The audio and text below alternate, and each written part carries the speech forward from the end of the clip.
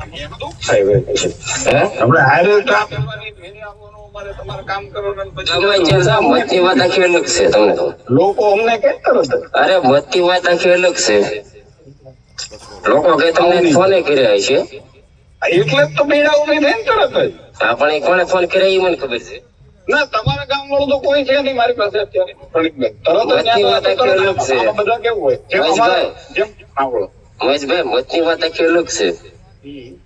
ખેડૂત નો મુદ્દો આખો અલગ છે. ભાઈ, ખેડૂત નો મુદ્દો કે કોંગ્રેસે કે થોડો ઠેકો લીધો છે દાનુભાઈ? કોંગ્રેસે ઠેકો લીધો. હિન્દુસ્તાનની અંદર કોંગ્રેસે મનમોહનસિંહ ના દેવા માફ કર્યા. કસવાલા સાંભળતા હોય તો સાંભળી લ્યો. તમે મારા માણસને દબાવવાનું પાછું ચાલુ કર્યું. મને એમ હતું કે તમે સુધરી ગયા છો, પણ તમે નહીં સુધરો.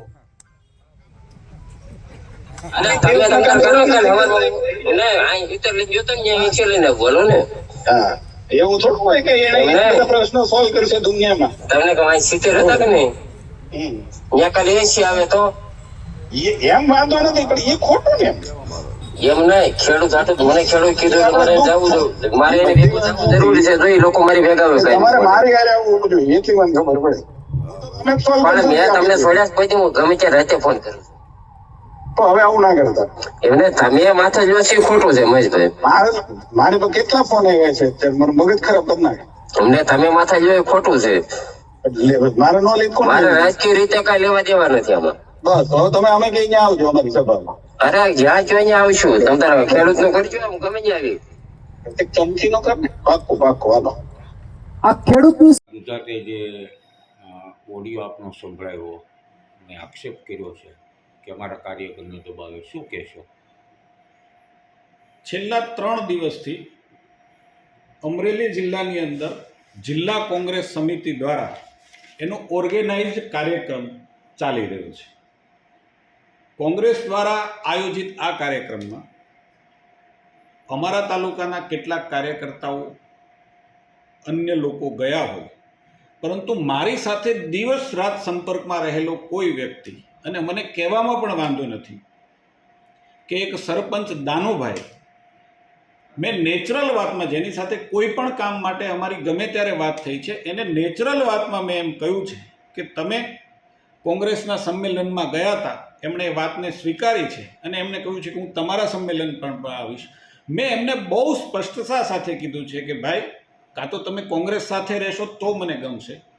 કોંગ્રેસ સાથે રહેવું હોય તો વફાદારીપૂર્વક કોંગ્રેસ સાથે રહેવું જોઈએ.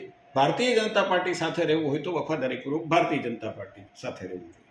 અને બહુ સ્પષ્ટ શબ્દોમાં કહું છું કે હું ભારતીય જનતા પાર્ટીનો કાર્યકર્તા છું, ભારતીય જનતા પાર્ટીનો ધારાસભ્ય છે. એ વાતનું મને ગર્વ છે. અને એટલે મારી સાથે વાતચીત કરનારા, મારા સંપર્કમાં રહેનારા તમામ લોકો સાથે હું ભારતીય જનતા પાર્ટીના હિતની વાત ચોક્કસ કહીશ. વાત રહી જે પ્રકારે મારો ઓડિયો એ જાહેર કર્યો છે, હું બહુ, તમે પત્રકારો છો, સમજદાર છો, તમે એ ઓડિયોનું એનાલિસિસ કરશો કે એક પણ એમાં કોઈ મેં ગેરશબ્દનો બોલ્યો છું, ગેરવર્તણૂક કરી છે, ખરાબ ભાષામાં કે ઊંચે અવાજે પણ મેં વાત કરી છે. આ નોર્મલ ટોક મારી હતી. અને પ્રતાપભાઈ, માનની ધારાસભ્ય, પૂર્વ ધારાસભ્ય આ વિસ્તારના, હું બહુ એને સન્માનની દ્રષ્ટિથી જોઉં છું, પરંતુ વખતો વખત એ આવા પ્રકારના નાટકો કરી અને કોંગ્રેસની નિષ્ફળતા, વ્યક્તિગત નિષ્ફળતા ઢાંકવાના પ્રયાસો કરતા રહ્યા છે. ઈશ્વરે એમને એ ભૂમિકા સોંપી છે, એ ભૂમિકા એમને મુબારક છે. પણ ભારતીય જનતા પાર્ટીના કાર્યકર્તા તરીકે અને ધારાસભ્ય તરીકે હું વર્ષોથી મીડિયાની અંદર આવતો રહ્યો છું. ભારતીય જનતા પાર્ટીનો પક્ષ મૂક્યો છે, સામાજિક રીતે જરૂર પડી છે તે વિવિધ સમાજનો પણ પક્ષ મૂક્યો છે. આજ સુધીમાં મેં કોઈ પણ જગ્યાએ કોઈને ધમકી આપી હોય, કોઈ ગેરશબ્દનો ઉપયોગ કર્યો હોય, કોઈની સાથે ગેરવર્તણૂક કરી હોય, એવા પ્રકારનો એક પણ બનાવ આજ સુધી બન્યો નથી. ને આમાં પણ હું મીડિયા તરીકે મારી ચેલેન્જ છે કે એક પણ શબ્દ ખરાબ હોય તો જાહેરમાં માફી માગવા માટે મારી તૈયારી છે. પરંતુ જે લોકો ખેડૂતને ભરમાવી, આવી નાની નાની વાતો કરીને, રાયનો પર્વત કરીને પોતાની રાજનીતિ માત્ર જીવતી રાખવા માટેના પ્રયાસો કરે છે, એમને આપે પણ સમજવાની ખૂબ જરૂર છે.